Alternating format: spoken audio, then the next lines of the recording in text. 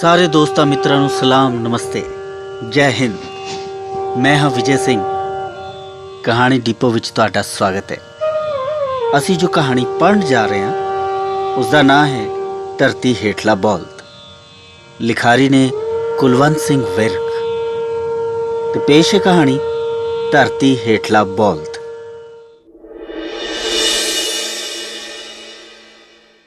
ਠੱਠੀ ਖਾਰਾ ਪਿੰਡ ਅੰਮ੍ਰਿਤਸਰ ਤੋਂ ਨੇੜੇ ਹੀ ਸੀ, ਪੱਕੀ ਸੜਕ ਤੇ ਜਿਸ ਮੌਜ ਵਿੱਚ ਮਾਨ ਸਿੰਘ ਜਾ ਰਿਹਾ ਸੀ ਉਸ ਵਿੱਚ ਤੇ ਦੂਰ ਦੇ ਪਿੰਡ ਵੀ ਨੇੜੇ ਹੀ ਲੱਗਦੇ ਨੇ। ਇਸ ਲਈ ਭਾਵੇਂ ਸ਼ਾਮ ਹੋ ਰਹੀ ਸੀ ਤੇ ਟਾਂਗੇ ਦੇ ਥਕੇ ਹੋਏ ਘੋੜੇ ਦੀ ਟਾਪ ਵੀ ਮੱਠੀ ਹੋ ਰਹੀ ਸੀ, ਉਸਨੂੰ ਕੋਈ ਚਿੰਤਾ ਨਹੀਂ ਸੀ। ਮਾਨ ਸਿੰਘ ਛੁੱਟੀ ਤੇ ਆਇਆ ਹੋਇਆ ਇੱਕ ਫੌਜੀ ਸੀ। ਠੱਠੀ ਖਾਰਾ ਉਸਦੇ ਯਾਰ ਕਰਮ ਸਿੰਘ ਦਾ ਪਿੰਡ ਸੀ। ਜਿੰਨੀਆਂ ਗੂੜੀਆਂ ਯਾਰੀਆਂ ਫੌਜ ਵਿੱਚ ਲੱਗਦੀਆਂ ਨੇ ਹੋਰ ਕਿਤੇ ਨਹੀਂ ਲੱਗਦੀਆਂ। ਪਹਿਲਾਂ ਤਾਂ ਉਹ ਦੋਵੇਂ ਆਪਣੇ ਰੈਜੀਮੈਂਟਲ ਸੈਂਟਰ ਵਿੱਚ ਇਕੱਠੇ ਰਹੇ ਤੇ ਹੁਣ ਇੱਕ ਬਟਾਲੀਅਨ ਵਿੱਚ ਬਰਮਾ ਫਰੰਟ ਤੇ ਲੜ ਰਹੇ ਸਨ। ਕਰਮ ਸਿੰਘ ਪਹਿਲਾਂ ਦਾ ਭਰਤੀ ਸੀ ਤੇ ਹੁਣ ਹੌਲਦਾਰੀ ਕਰਦਾ ਸੀ, ਪਰ ਮਾਨ ਸਿੰਘ ਅਜੇ ਮਸਾਂ ਨਾਇਕੀ ਤੱਕ ਹੀ ਅੱਪੜਿਆ ਸੀ। ਕਰਮ ਸਿੰਘ ਬਾਰੇ ਇੱਕ ਖਾਸ ਗੱਲ ਇਹ ਸੀ ਕਿ ਉਸ ਦੀ ਜੀਭ ਵਿੱਚ ਬੜਾ ਰਸ ਸੀ। ਪਿੰਡ ਦੇ ਕਈ ਹੋਰ ਮੁੰਡੇ ਵੀ ਫੌਜ ਵਿੱਚ ਸਨ। ਜਦੋਂ ਉਹ ਛੁੱਟੀ ਆਉਂਦੇ ਤਾਂ ਪਿੰਡ ਦੇ ਬੰਦਿਆਂ ਨਾਲ ਉਹਨਾਂ ਦੀ ਗੱਲ ਵਾਹਿਗੁਰੂ ਜੀ ਕੀ ਫਤਿਹ ਤੋਂ ਅੱਗੇ ਨਾ ਟੁਰਦੀ, ਪਰ ਜਦੋਂ ਕਰਮ ਸਿੰਘ ਪਿੰਡ ਆਉਂਦਾ ਤਾਂ ਖੂਹ ਤੇ ਨਹਾਉਣ ਵਾਲਿਆਂ ਦੀਆਂ ਭੀੜਾਂ ਵੱਧ ਜਾਂਦੀਆਂ।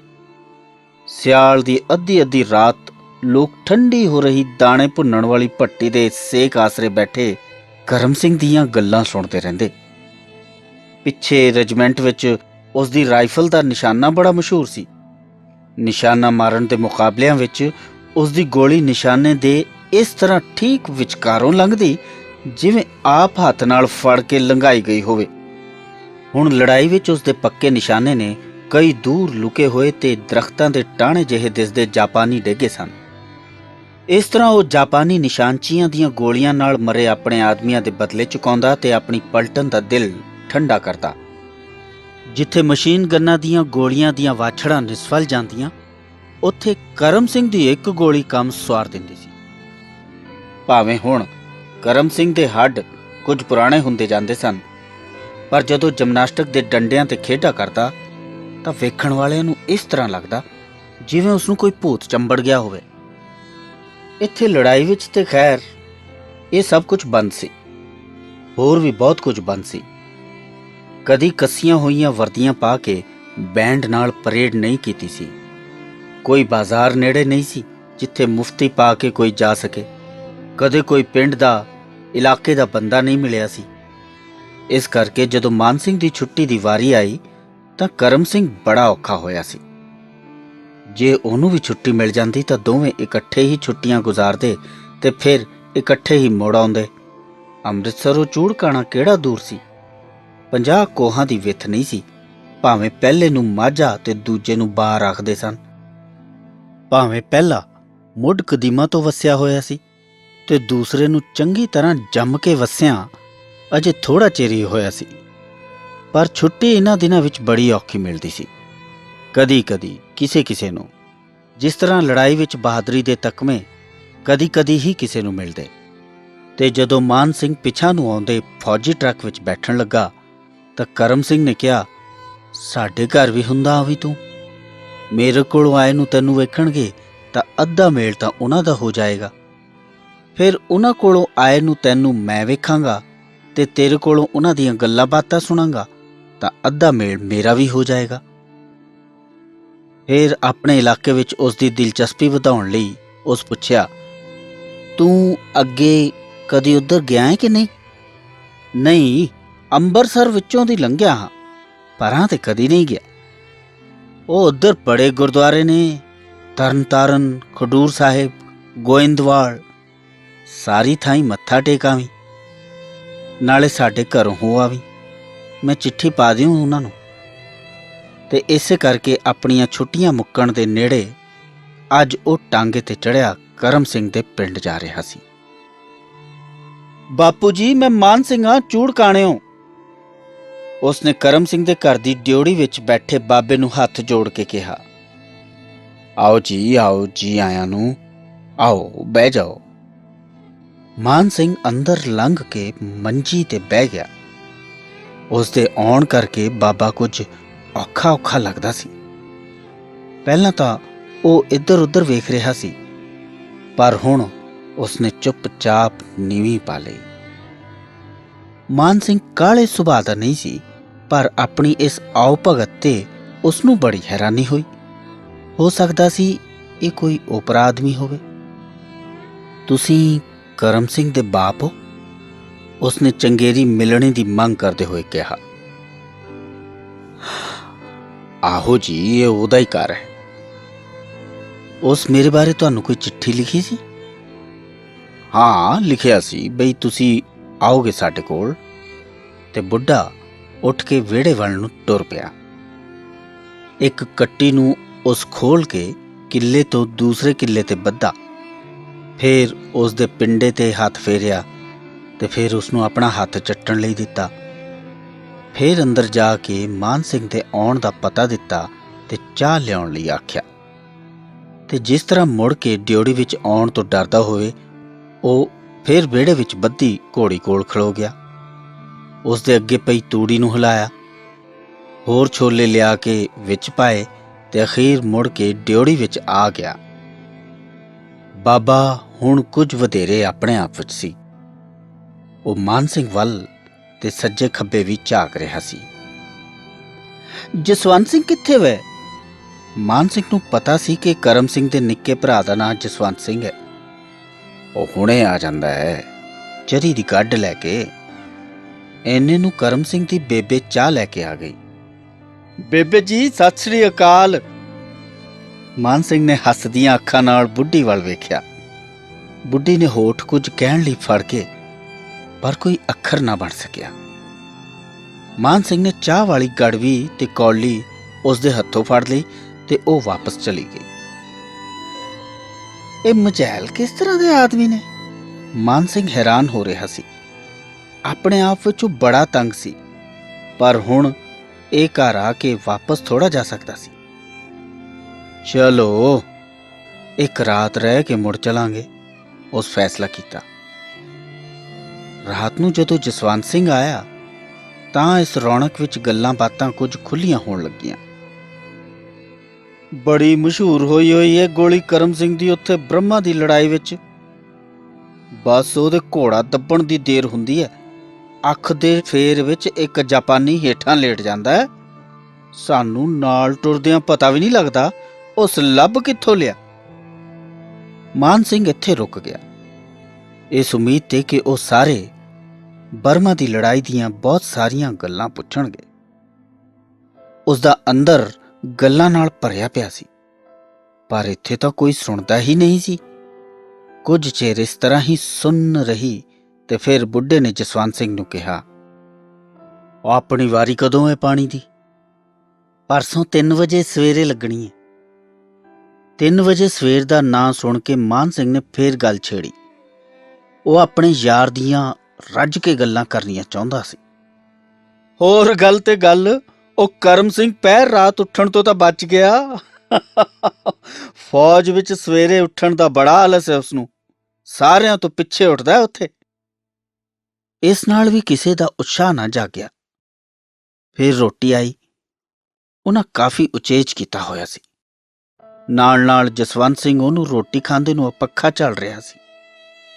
ਉਸਦਾ ਇਹ ਖਿਆਲ ਕਿ ਉਹ ਉਸ ਵੱਲ ਧਿਆਨ ਨਹੀਂ ਦੇ ਰਹੇ ਸਨ ਦਿਲੋਂ ਨਿਕਲ ਗਿਆ। ਰੋਟੀ ਖਾਂਦਿਆਂ ਖਾਂਦਿਆਂ ਕਰਮ ਸਿੰਘ ਦਾ ਨਿੱਕਾ ਜਿਹਾ ਮੁੰਡਾ ਟੁਰਦਾ ਟੁਰਦਾ ਮਾਨ ਸਿੰਘ ਦੀ ਮੰਜੀ ਕੋਲ ਆ ਗਿਆ। ਜੇ ਉਹ ਹੋਰ ਕਿਸੇ ਨਾਲ ਕਰਮ ਸਿੰਘ ਦੀਆਂ ਗੱਲਾਂ ਨਹੀਂ ਕਰ ਸਕਦਾ ਸੀ ਤਾਂ ਉਹਦੇ ਮੁੰਡੇ ਨਾਲ ਤਾਂ ਕਰ ਹੀ ਸਕਦਾ ਸੀ ਨਾ। ਮਾਨ ਸਿੰਘ ਨੇ ਉਸ ਨੂੰ ਕੁੱਛੜ ਚੁੱਕ ਲਿਆ। ਓਏ, ਆਪਣੇ ਬਾਪੂ ਕੋਲ ਚੱਲਣਾ ਈ? ਜਾਣਾ ਈ ਤਾਂ ਚੱਲ ਮੇਰੇ ਨਾਲ। ਉਹ ਬੜਾ ਮੀਂਹ ਪੈਂਦਾ ਉੱਥੇ, ਪਾਣੀ ਵਿੱਚ ਤੁਰਿਆ ਫਿਰੀ। ਮਾਨ ਸਿੰਘ ਦੀ ਇਹ ਗੱਲ ਬਾਪੂ ਨੂੰ ਸੂਲ ਵਾਂਗ ਚੁੱਭੀ। ਆ ਫੜ ਲੈ ਮੁੰਡੇ ਨੂੰ, ਉੱਧਰ ਰੱਖ, ਰੋਟੀ ਤਾਂ ਖਾ ਲੈਣ ਦਿਆ ਕਰੋ ਆਰਾਮ ਨਾਲ। ਬਾਪੂ ਨੇ ਜ਼ਰਾ ਤੇਜ਼ ਹੋ ਕੇ ਕਿਹਾ ਤੇ ਬੇਬੇ ਆ ਕੇ ਮੁੰਡਾ ਚੁੱਕ ਕੇ ਲੈ ਗਈ। ਹੁਣ ਤੇ ਘਰ ਦੀ ਹਵਾ ਵਿੱਚ ਮਾਨ ਸਿੰਘ ਨੂੰ ਸਾਹ ਲੈਣਾ ਔਖਾ ਹੋ ਰਿਹਾ ਸੀ। ਇੱਧਰ ਦਾ ਪੈਂਡਾ ਮੁਕਾ ਕੇ ਉਸ ਦਾ ਛੇਤੀ ਮੁੜਨ ਨੂੰ ਜੀ ਕਰਦਾ ਸੀ। ਉਸ ਆਪਣੇ ਅਗਲੇ ਦਿਨ ਦੇ ਚੱਕਰ ਬਾਰੇ ਪੁੱਛ-ਗਿੱਛ ਆਰੰਭੀ। ਇੱਥੋਂ ਤਰਨ ਤਾਰਨ ਕਿੰਨਾ ਹੈ? 4 ਕੋਹ ਪੈਂਡਾ ਹੈ। ਟਾਂਗਾ ਮਿਲ ਜਾਂਦਾ ਹੋਵੇਗਾ ਸਵੇਰੇ ਸਵੇਰੇ ਹੀ। ਟਾਂਗਿਆਂ ਟੂੰਗਿਆਂ ਦਾ ਕੋਈ ਫਿਕਰ ਨਾ ਕਰ ਤੂੰ, ਜਸਵੰਤ ਸਿੰਘ ਨੂੰ ਤੇਰੇ ਨਾਲ ਘੱਲਾਂਗੇ। ਦੋਵੇਂ ਭਰਾ ਇਕੱਠੇ ਹੀ ਮੱਥਾ ਟੇਕ ਆਇਓ ਸਾਰੇ।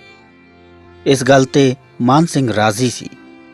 ਜਸਵੰਤ ਐਡਾ ਘੁੱਟਿਆ ਹੋਇਆ ਬੰਦਾ ਨਹੀਂ ਸੀ, ਪਰ ਮਾਨ ਸਿੰਘ ਦੇ ਨਾਲ ਟੁਰਦਿਆਂ ਤੇ ਉਹ ਵੀ ਕੁਝ ਘੁੱਟਿਆ ਹੀ ਗਿਆ।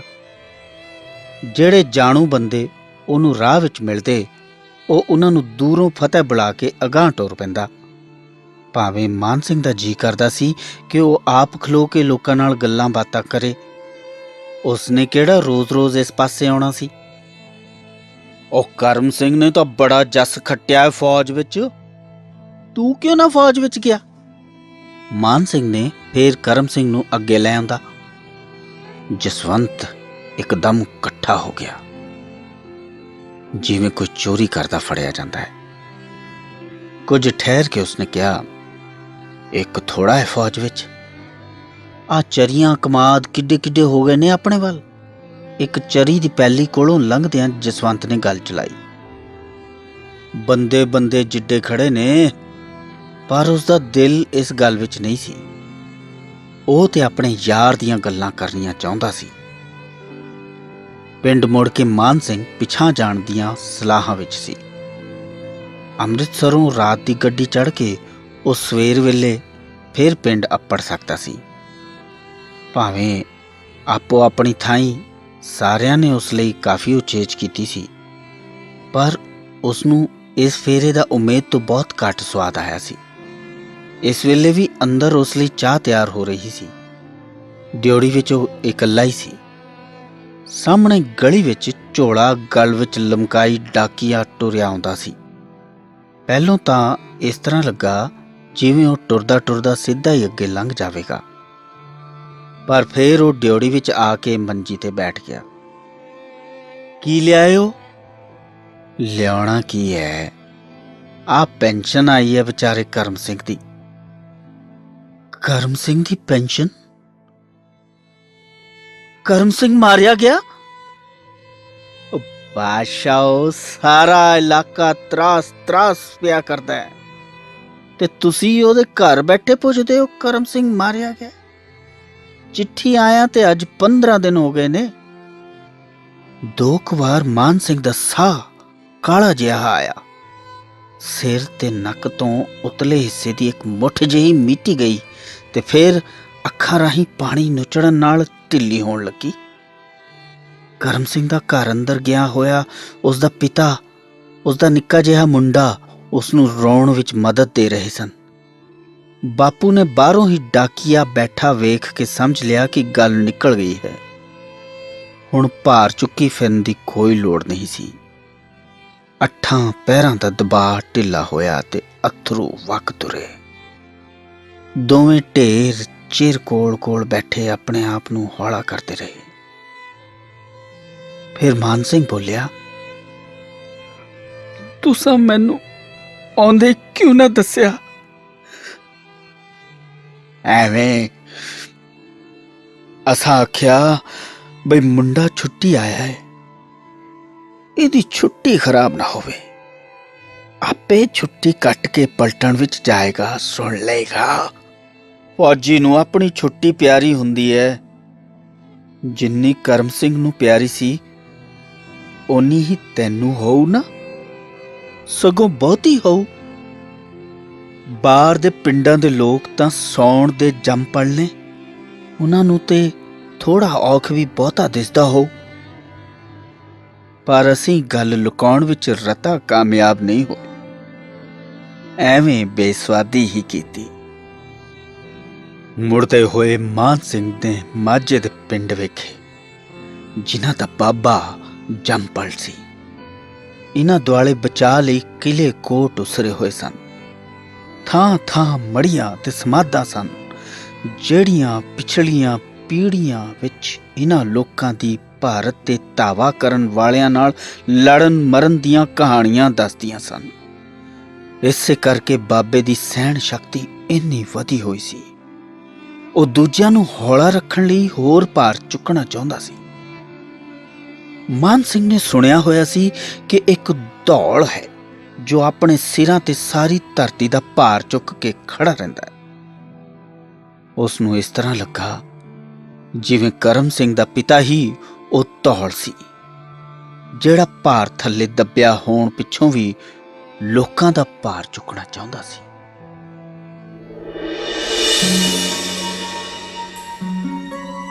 ਤੇ ਇਹ ਸੀ ਕਹਾਣੀ ਧਰਤੀ ਹੇਠਲਾ ਬੋਲਦ।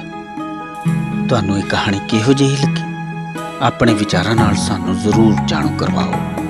ਤੁਹਾਡੇ ਵਿਚਾਰ ਸਾਡੇ ਲਈ ਬੇਹੱਦ ਮਹੱਤਵਪੂਰਨ ਹਨ।